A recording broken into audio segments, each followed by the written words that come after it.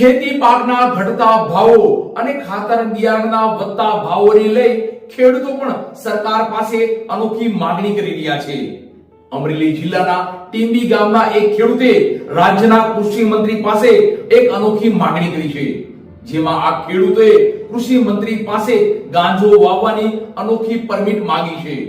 ત્યારે આ ખેડૂતની માંગણીને લઈ ખેડૂતોમાં અને લોકોમાં આશ્ચર્ય ફેલાયું છે. અમરેલી જિલ્લાના જાફરાબાદ તાલુકાના ટીંબી ગામના એક ખેડૂતે ગુજરાત રાજ્યના કૃષિ મંત્રીને પત્ર લખી પોતાની જમીનમાં ગાંજો વાવવાની પરમિટ આપવા માંગ કરી છે.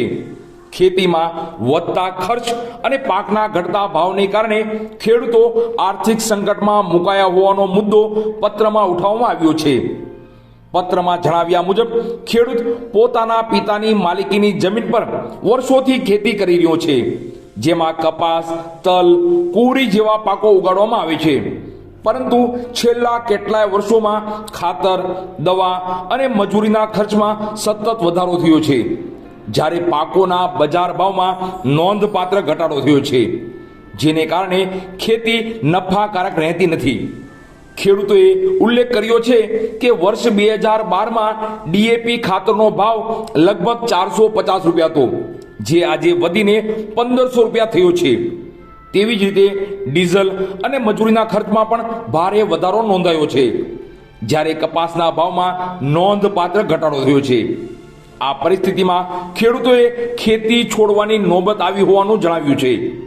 આ સંજોગોમાં ખેડૂતે સરકારને અનોખી માંગ કરી છે કે જેમાં કેટલીક જગ્યાએ પરમિટ આધારે દારૂ અથવા અન્ય વસ્તુઓ માટે છૂટછાટ આપવામાં આવે છે.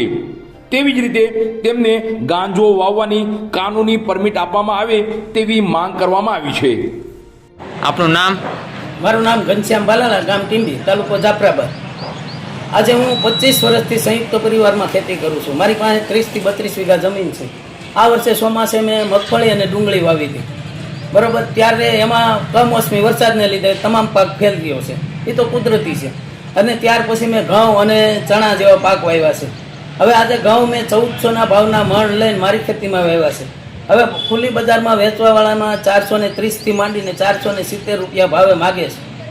આ ઘઉં પોષણક્ષમ ભાવ મને પોસાતા નથી અને બાજરીના પણ ભાવ નથી. એટલે આ બાબતે મેં એક કૃષિ મંત્રીને અરજી લખી છે કે મને ગાંજો વાવવાની પરમિટ આપે. જો કૃષિ મંત્રી મને ગાંજો વાવવાની પરમિટ આપે તો હું એના નીતિ નિયમ પ્રમાણે વાવેતરથી માંડી અને વેચાણ સુધી એના સરકારના નિયમ પ્રમાણે હું ગાંજાનું વાવેતર કરી શકું. કારણ કે અમારા કોઈ પોષણક્ષમ ભાવ નથી. આજે સરકાર એવા બણગા ફૂંકતી હતી કે 2022માં ખેડૂતોના ડબલ ભાવ થશે, એને બદલે ખેડૂતો દેવાદાર થયા છે. અત્યારે ખેડૂતોને તમામ પાકો આવી ગયા છે, એક પણ પાકનો ભાવ નથી પોષણક્ષમ, અને ખેત પેદાશોના ભાવ નથી. એની આમે ખેતીની વસ્તુ, દવા, ખાતર, બિયારણ લેવા જાય તો 3-4 ગણા ભાવ વધી ગયા છે. એટલે ન છૂટકે ખેડૂતોને ભારતનું બંધારણ ન હોવા છતાં અમારે આ માગણી ખેડૂતો પાસે કરવી પડે છે. કારણ કે આવતી પેઢીના કોઈ પણ બાળકો ખેતી કરવા તૈયાર નથી. અને જો ખેડૂત પોતે જ ખેતી છોડી દેશે તો હવે સરકાર બમણી આવક કોની કરશે? અને બીજા નંબરમાં કે અનાજ, કઠોળ કે ધન ધાન્ય પાક ખેડૂત પકવતા બંધ થઈ જશે તો આજથી 5 વર્ષ પછી દેશ માટે પણ મોટી વિકટ પરિસ્થિતિ આવવાની છે. આ માટે જો અમને ભાવ નહીં આપે તો અમને ગાંજો વાવવાની પરમિટ આપે અને કાં અમને પોષણક્ષમ ભાવ આપે, બેમાંથી એક સરકાર અમારું કરે.